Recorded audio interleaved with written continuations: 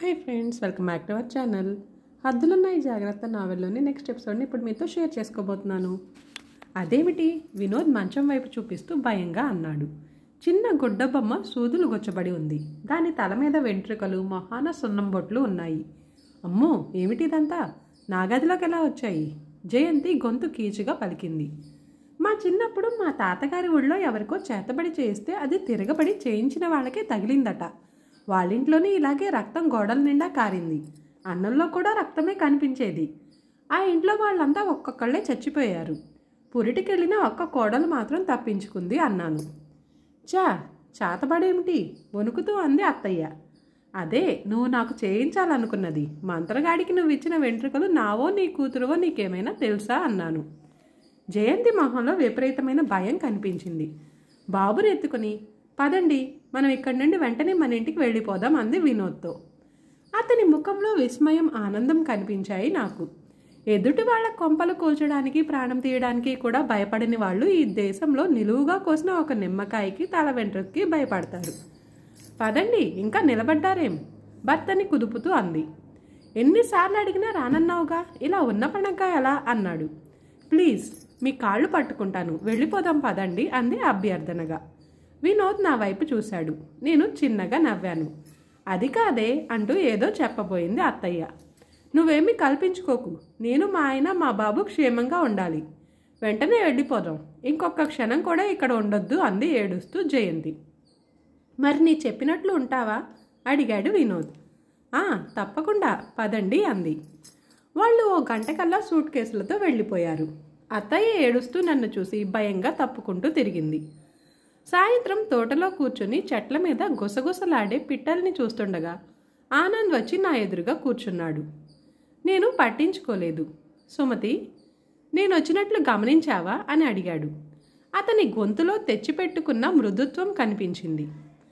ఆహ్లాదకరమైన వాటిని వదిలేసి భయంకరమైన వాటిని గమనించడం నాకు ఇష్టం లేదు అన్నాను. సుమతి, జరిగినదంతా మర్చిపో. ఎన్నో పొరపాట్లు చేశాను. ఇప్పటి నుండి ఇద్దరం భార్యాభర్తల్లా కలిసుందాం అన్నాడు. నేను వెంటనే గట్టిగా నవ్వాను. నవ్వకు, నీ చెప్పేది నిజం. సింహం ప్యూర్ వెజిటేరియన్ అయిపోయినంత నిజమా? సీరియస్గా అడిగాను. సుమతి, నా మాట నమ్ము. నా చేతిని అందుకోబోయాడు. చటుక్కున వెనక్కి లాక్కున్నాను. ప్రియం వద నన్ను రావద్దని చెప్పేసింది. నేను నీ భర్తనట, పెళ్లి చేసుకున్నాను కాబట్టి నీతోనే ఉండాలట. ఏదేదో వాగింది. ఎంతైనా తగులుకున్నది కట్టుకున్నది ఎలా అవుతుంది? ఈసడింపుగా అన్నాడు. ఓ స్టెప్నీలా నేనున్నానని వచ్చావా? ఒకవేళ రేపు మళ్ళీ ఆమె పిలిస్తే వెళ్ళిపోతావా అని అడిగాను. ఆ ఇంటి గడప తొక్కుతానా? గూర్ఖా చేత గేటు మోయిస్తుందా? కోపంగా అన్నాడు. ప్రియం వదని వెంటనే ఫోన్ చేసి అభినందించాలనిపించింది. సుమతి, పద, అలా కాసేపు షికార్కి వెళ్ళొద్దాం అన్నాడు. ప్లీజ్, ఇంటి వాతావరణంలో కాకుండా బయట కాసేపు తిరిగి వస్తే మనసుకు ప్రశాంతంగా ఉంటుంది. కాదనకు. మాట్లాడుకోవడానికి ప్రైవసీ ఉంటుంది అన్నాడు. ఏం మాట్లాడతాడు? ఓ భారతదేశపు సగటు పెళ్ళామా పాతవన్నీ తుడిచేసి మళ్ళీ కొత్తగా నాతో సంసారం ప్రారంభించు అంటాడా? అంతేగా, బిల్వమంగళుడి కదా. చీర మార్చుకొస్తాను అని లోపలికి నడిచాను. గదిలోకి వెళ్ళి నా అలమారాలో చీరలు అడుగున పెట్టిన వస్తువు తీసుకున్నాను. తలతలలాడే కత్తి. ఓసారి వేలితో పొదును చూసి సంతృప్తి పడి చీర మార్చుకుని దాన్ని హ్యాండ్ బ్యాగ్లో వేసుకుని బయటకు నడిచాను. కారు కింద నుండి ఆనంద్ కాళ్ళు కనిపిస్తున్నాయి. ఏదో రిపేర్ చేస్తున్న వాడల్లా బయటకొచ్చి కారు, కరీం కూడా ముసలవైపోయాయి, మార్చేయాలి. నేను ఇప్పుడే డ్రెస్ చేంజ్ చేసుకొస్తా అని లోపలికి వెళ్ళాడు. కరీం ఓ పక్కగా నిలబడి చేతులు కట్టుకుని కనిపించాడు. నేను అటు నడిచాను. కరీం, ఏం ప్లాన్ వేశాడు నన్ను చంపడానికి చెప్పు అన్నాను. కరీం నా వైపు చూసి తల వంచుకున్నాడు. నీలో కాస్తైనా మానవత్వం ఉంటే చెప్పు అన్నాను. అతను నా కళ్ళలోకి చూస్తూ నిలబడ్డాడు. కానీ పెదవి విప్పలేదు. ఈ ఇంటి ఉప్పు తిన్న విశ్వాసమా? మరి ఈ ఇంటి కోడల్ని కాపాడవా అని అడిగాను. ఆనంద్ వస్తున్నట్లుగా విజిల్ వినిపిస్తోంది. వస్తున్నాడు, చెప్పు, లేదా జన్మంతా విచారిస్తావు. నీకు కూతురుంటే ఆమెకే ఈ గతి పడితే ఆలోచించు అన్నాను. కరీం కళ్ళల్లో నేను ఆశించిన మార్పేమీ లేదు. అతను రోబోట్. మరకి ఇస్తే ఆడతాడు, అంతే. రూప్ తేరా దీవానా ఆనంద్ పాట దగ్గరైంది. నేను కార్ డోర్ తెరుస్తుండగా చెప్పాడు కరీం. కారు బ్రేకులు ఫెయిల్ అవుతాయి. ఆ పక్క డోర్ లాక్ చేయకుండా అవసరమైతే దూకడానికి సిద్ధంగా ఉండండి.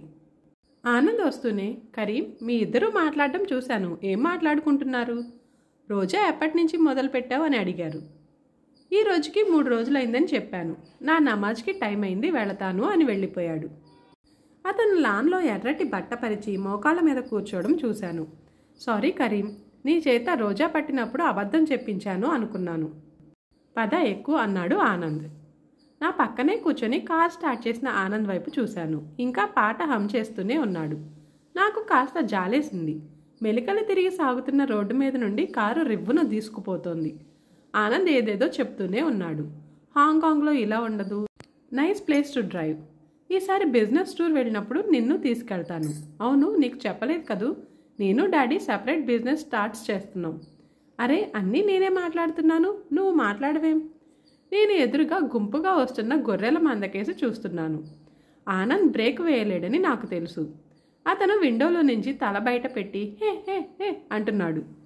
నా చెయ్యి డోర్ని నెమ్మదిగా తెరిచింది. ఆనంద్ వాటిని అదిలించడానికి విశ్వ ప్రయత్నం చేస్తున్నాడు. రోడ్డుకి అటుపక్క కొండరాళ్లున్నాయి, ఇటుపక్క నీళ్లున్నాయి. ఎదురుగా గొర్రెల మంద. వెనుకగా ఒక లారీ వస్తోంది. ఆనంద్ స్టీరింగ్ కంట్రోల్ చేస్తూ లారీకి సైడ్ ఇస్తున్నాడు. నేను ఓ చేత్తో డోర్ తీసి పట్టుకుని ఇంకో చేత్తో స్టీరింగ్ బలంగా పక్కకు తిప్పేసి అతను నా పని గమనించే లోపుగా బయటికి దూకేశాను. 1 నిమిషం ఏమీ అర్థం కాలేదు. ఆ తర్వాత చల్లగా నీళ్లు తగిలాయి. కాళ్ళు చేతులు కొట్టుకుంటూ నేను బయటికి రావడానికి ప్రయత్నిస్తుండగా కనిపించిన దృశ్యం. ఆనంద్ కారు లారీని గుద్దుకున్నట్లుంది. అందరూ చుట్టూ మూగి ఉన్నారు. నేను ఓసారి ఊపిరి పీల్చి అంతలో ఎవరో గుంజినట్లు లోపలికి వెళ్ళిపోయాను. 1, 2, 3 మునకలేశాను. అప్పటికే చాలా నీళ్లు తాగేశాను. ఇంకా నా వల్ల కాదు. ఆఖరిసారిగా ఆనంద్ని రక్తంలో పడి ఉండగా చూడాలని నా కళ్ళు ఉవ్విళ్ళూరాయి. అయినా లాభం లేదు. కళ్ళు మూతలు పడిపోతున్నాయి. నా కళ్ళల్లో రక్తంలో గిలగిలా కొట్టుకుంటున్న నా మాధవి మెదిలింది. మధు, వాడికి తగిన శాస్తి చేశాను అనుకున్నాను. ఎవరిదో ఆప్యాయమైన స్పర్శ నన్ను పొదివి పట్టుకున్నారు. తల్లి పొత్తిళ్లలో పడుకున్నంత నులివెచ్చగా ఉంది. తప్పకుండా మృత్యువే అయ్యుంటుంది. కళ్ళు తెరవాలనిపించలేదు. అలాగే కళ్ళు మూసుకొని ఆ స్థితిని ఆస్వాదిస్తూ ఉండిపోయాను. ఎన్నాళ్ళయింది ఈ ప్రశాంతతని అనుభవించి? సుమతి, కళ్ళు తెరువమ్మా. నెమ్మదిగా రెప్పలు విప్పాను. ఎదురుగా అహల్య ఆత్రంగా నా కళ్ళలోకి చూస్తోంది. ఎలా ఉందమ్మా? ఇంకా చచ్చిపోలేదా? అనుమానంగా అడిగాను. అప్పుడేనా? ఇంకో 70 ఏళ్ళు పోని అని ప్రదీప్ గొంతు వినిపించింది. గిరుక్కున అతని వైపు చూశాను. చేతులు కట్టుకుని గంభీరంగా కనిపించాడు. ఆనంద్ ఎలా ఉన్నాడు? పోయాడా అడిగాను. పోతే నీకు సంతోషమా అని అడిగాడు. తడుముకోకుండా చెప్పాను. ఒకప్పుడు బొద్దింక కాలు కింద పడి చచ్చిపోతే గిలగిలలాడిన దానిలో ఎంత క్రౌర్యం పెంచగలిగాడు. వాడిని క్షమించకూడదు. చావు వాడికి చాలా తక్కువ శిక్ష. ఆనంద్ బ్రతికే ఉన్నాడు చెప్పాడు ప్రదీప్. నేను నమ్మలేనట్లు చూశాను. నా కళ్ళల్లో ఎంతో నిరాశ. ఒక కాలు పూర్తిగా తీసేయాల్సి వచ్చింది. చాలా నెమ్మదిగా చెప్పాడు. మాధవి నవ్వుతూ కనిపించినట్లయింది. అవును, ప్రాణం పోతే ఏముంది? అటువంటి అమృతమూర్తిని హత్య చేసిన వాడికి ఇదే సరైన శిక్ష. చేసిన తప్పులకు రుజువుగా వాడు చంకల కింద కర్రలతో తిరుగుతూ బతకాలి. లక్కీగా నిన్ను అక్కడ గొర్రెలు మేపుకునే వాళ్ళు చూసి రక్షించారు అంది అహల్య. ఈ విషయం మీకెలా తెలిసింది? కరీం వచ్చి చెప్పాడు. ఆ రోజు నిన్ను ఆశ్రమానికి తీసుకొచ్చాడుగా. అతనికి నాతో చెప్పాలనే మంచి ఊహ కలిగించినట్లున్నాడు దేవుడు అంది. నేను ఆనంద్ని అర్జెంటుగా చూడాలి లేస్తూ అన్నాను. మళ్ళీ ఇంటికెళ్తావా? అహల్య కోపంగా అంది. నేను చూడాలి. అతని కళ్ళలోకి చూసి మాధవిని ఎలా చంపావో గుర్తొస్తుందా అని అడగాలి కసిగా అన్నాను. జరిగింది చాలు. ఇంకా ఆ ఇంటి ఊసు నీ మనసులోంచి తుడిచిపారే అంది. లేదు, నీ వెళ్ళాలి. వాళ్ళందరినీ పరామర్శించాలి గట్టిగా అన్నాను. అసలే నువ్వు చాలా వీక్గా అంటున్న అహల్య మాటల్ని మధ్యలోనే ఆపు చేస్తూ పద నేను దింపుతాను అన్నాడు ప్రదీప్. నేను అతని వంక కృతజ్ఞతగా చూశాను. నా రాకను చూసి అత్తయ్య పెద్ద గొంతుతో శోకాలు పెడుతూ తిట్టిపోయడం ప్రారంభించింది. నేను లోపలికి వెళ్ళాను. ఆనంద్కి ఇంకా స్పృహ రాలేదు. ఎదురుగా ఉన్న స్టూల్ మీద కూర్చున్నాను. సాయంత్రం దాకా ఎవరెవరో వచ్చి చూసి వెళ్ళారు. కానీ ప్రియం వద రాలేదు. ఆమె తప్పక వస్తుందనుకున్నాను. ఇంటికి వెళ్దాం, వస్తావా? మావయ్య గదిలోకి వచ్చి అడిగాడు. నేను హాస్పిటల్లోనే ఉంటాను, మీరు వెళ్ళండి అన్నాను. అత్తయ్య ఏడుస్తూ, అది నా కొడుకుని చంపేస్తుందేమో. అసలు ఏం జరిగిందో అడగండి, వాడికి మాత్రమే దెబ్బలెలా తగిలాయి అంది. పిచ్చిగా వాక్కు, దాని ఒంటి మీద ఉన్న దెబ్బలు నీకు కనిపించడం లేదా అన్నాడు మావయ్య. పర్వాలేదు, మావయ్యలో ఇంకా మానవత్వం లాంటిది మిగిలుంది అనిపించింది. పద, సుమతి ఉంటానందిగా రాత్రికి అన్నాడు. అత్తయ్య నన్ను తిడుతూనే ఇంటికి వెళ్ళిపోయింది. చాలా నీరసంగా అనిపించింది. సోఫాలో వెనక్కి జారగిలపడి పడుకున్నాను. తల ఒళ్ళు గిరగిరా తిరిగిపోతున్నట్లు అనిపించింది. ఆనంద్ ఏమీ తెలియని స్థితిలో పడుకున్నాడు. రాత్రి 12 గంటలు దాటుతుండగా వినిపించింది దాహం దాహం అన్న ఆనంద్ కంఠం. నేను లేచి దగ్గరకు వెళ్ళాను. అతను నెమ్మదిగా కళ్ళిప్పి చూశాడు. అతని కళ్ళల్లో అంతులేని విస్మయం. నీళ్ల జగ్గులో నుంచి మంచినీళ్లు వంపి గ్లాస్ అతనికి అందించాను. అతను ఏమాత్రం కదలలేని స్థితిలో నిస్సహాయంగా నన్ను చూశాడు. కారు బ్రేకులు తీసేశావా? ఎందుకు? నా కొద్దీ పెళ్ళామని వదిలేస్తే దూరంగా పోయి నా బ్రతికేదో బ్రతికేదాన్నిగా. ఎందుకు హంతకుడు అవ్వాలనుకున్నావు అని అడిగాను. అతని కళ్ళు భయంతో పెద్దవయ్యాయి. నాకు తెలిసిపోయిందని భయపడకు. నేను నీలా హంతకురాలిని అవ్వాలని అనుకోవడం లేదు. మంచినీళ్లు తాగు. అతని తల కింద చెయ్యి వేసి కొద్దిగా లేపి నీళ్లు తాగించాను. నే అన్నం తింటున్నప్పుడు నా నోటి దగ్గర నీళ్లు పడగొట్టిన దృశ్యం గుర్తుకు వచ్చిందేమో. గిల్టీగా కళ్ళు వాల్చుకున్నాడు. అతన్ని సరిగ్గా పడుకోబెట్టి దుప్పటి కప్పి ఆ చేతిని అలాగే తడుముతూ మోకాలి కింది వరకు తీసుకెళ్లాను. అక్కడ ఏమీ తగల్లేదు. జీవితాంతం కుంటి బ్రతికేట తెలుసా అని అడిగాను. అతను వినలేనట్లు మొహం తిప్పుకున్నాడు. పాపం మాధవి ఎంతగా బాధపడి ప్రాణాలు వదిలిందో. అసలేం పాపం చేసిందని దానికంత శిక్ష? నీకైతే ఇలాంటి శిక్ష న్యాయంగానే ఉంది కానీ అన్నాను. ప్లీజ్ అన్నాడు మాట్లాడవద్దన్నట్లు. ఇంత అర్ధరాత్రి నువ్వు అరిచినా ఎవరూ వచ్చి నిన్ను కాపాడలేరు. కొట్టడం కన్నా మాటలతో హింసించడమే ఎక్కువ బాధాకరం. ఇప్పుడు అర్థమవుతోందా? చెప్పు, మాధవిని ఎందుకు చంపించావు? నన్ను నిరాధారం చేయడానికా? ఇప్పుడెవరు పరాధార జీవి అయ్యారు? చెప్పు. అసలు ఇలాంటి స్థితిలో భర్త ఉంటే భార్య నా కాళ్ళు నీవు చేసుకుని బ్రతుకు అంటూ ఊతమివ్వాలి. కానీ నీలాంటి భర్తకు నేనేమివ్వాలి? అతను కళ్ళు గట్టిగా మూసుకున్నాడు. నుదుటి మీద ముడతలు అతని బాధని సూచిస్తున్నాయి. ఎంతో అమాయకంగా నీ ముందు మెడ వంచి తాళి కట్టించుకున్నానే. మొదటి రాత్రి దారుణంగా నా మనసు విరిచేచి ప్రియంవద దగ్గరకు పోయావు. నీకేమైనా న్యాయంగా ఉందా? వద్దు, ఇంకేం చెప్పకు, బయటికి పో అరిచాడు. బయటికి నీ పోకుండా ఉండాలనేగా పంజరంలో పెట్టి బంధించావు. ఆ పంజరం తలుపులు తీస్తారేమోనని హత్యలు కూడా చేయించావు. చివరికి ఏం జరిగింది? నా కడుపులో పడ్డ నీ బిడ్డని కూడా చంపించావు. అప్పుడు లేని నొప్పి ఇప్పుడు కలుగుతుందా? శారీరకంగా అబలనని తెలిసి రాక్షసంగా నన్ను హింసించావు. మానసికంగా నీ నోటికొచ్చిన బూతులు వాగి నన్ను అవమానించావు. చివరికి చంపాలనుకున్నావు. ఎందుకు ఇలా చేశావో నాకు ఇప్పుడు జవాబు కావాలి, చెప్పు. అతని దవడలు పట్టి ఊపి కళ్ళు తెరిపిస్తూ అడిగాను.